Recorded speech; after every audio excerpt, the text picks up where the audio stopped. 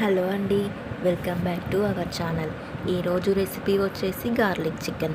ఈ garlic chicken కోసం మనం ముందుగా మసాలా ప్రిపేర్ చేసి పెట్టుకోవాలి. ఇందులో నేను మిరియాలు, దాల్చిన చెక్క, అనాస పువ్వు, ఇంకా కొంచెం లవంగాలు అయితే వేసి మసాలా ప్రిపేర్ చేసి పెట్టుకున్నాను. తర్వాత మెయిన్ ఇంగ్రీడియంట్స్ వచ్చేసి గార్లిక్, ఇంకా అందులో కొంచెం జీరా వేసి నేను కొంచెం మిక్సీ పట్టుకున్నాను. తర్వాత నేను 350 గ్రామ్స్ చికెన్ తీసుకున్నాను. అందులో అయితే నేను మనం ముందుగా రెడీ చేసి పెట్టుకున్న పెప్పర్ పౌడరు, ఇంకా గార్లిక్, కొంచెము రెడ్ చిల్లీ పౌడర్, ఆ తర్వాత సాల్ట్ యాడ్ చేసుకున్నాను. తర్వాత మనం కొద్దిగా పెరుగు యాడ్ చేసుకోవాలి. పెరుగు యాడ్ చేసుకుంటే చాలా బాగుంటుంది. లేదు అనుకుంటే మీ ఇష్టం, యాడ్ చేసుకోకపోయినా కూడా ఏం కాదు. తర్వాత నేను కొంచెం ధనియా పౌడర్ యాడ్ చేశాను. ఇవన్నీ యాడ్ చేసిన తర్వాత బాగా మిక్స్ చేశాను. మిక్స్ చేసి నేను ఒక 15 మినిట్స్ అయితే నేను ఫ్రిడ్జ్లో ఉంచిన తర్వాత బాగా టేస్ట్ ఉంటుంది. ఎంత ఎక్కువసేపు పెట్టుకుంటే మాత్రం అలా టేస్ట్ ఎక్కువనే ఉంటుంది.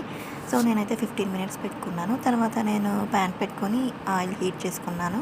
అందులో కొద్దిగా జీలకర్ర, ఇంకా ఆవాలు వేసాను. తర్వాత చిన్నగా కట్ చేసి పెట్టుకున్న ఆనియన్స్, గ్రీన్ చిల్లీస్ అయితే ఆయిల్లో ఫ్రై చేశాను. తర్వాత రెడ్ చిల్లీని మాత్రం నేను కొంచెం మిక్సీలో క్రష్ చేసి అవి కూడా కొద్దిగా ఆయిల్లో ఫ్రై చేశాను. తర్వాత పోపులో నేను కొంచెం సాల్ట్, ఇంకా మనం పెప్పర్ పౌడర్ కూడా యాడ్ చేశాను.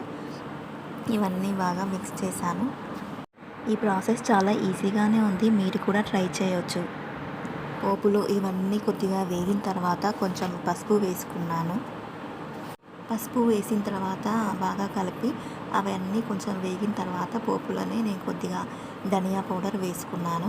ఇవన్నీ ఫ్రై అయిన తర్వాత మ్యారినేట్ చేసి పెట్టుకున్న చికెన్ అయితే నేను ఇందులో వేసాను. 5 మినిట్స్ తర్వాత అయితే నేను కొద్దిగా చిల్లీ పౌడర్లోనే వాటర్ యాడ్ చేసి ఆ సాస్ ఇందులో యూస్ చేశాను. తర్వాత అది కుక్ అయిన తర్వాత నేను కొత్తిమీర, పుదీనా వేశాను. చూడండి ఎంతో బాగుంది కదా, టేస్ట్ కూడా చాలా బాగుంది. మీరు కూడా ట్రై చేయండి. వీడియో నచ్చితే like, share and subscribe please.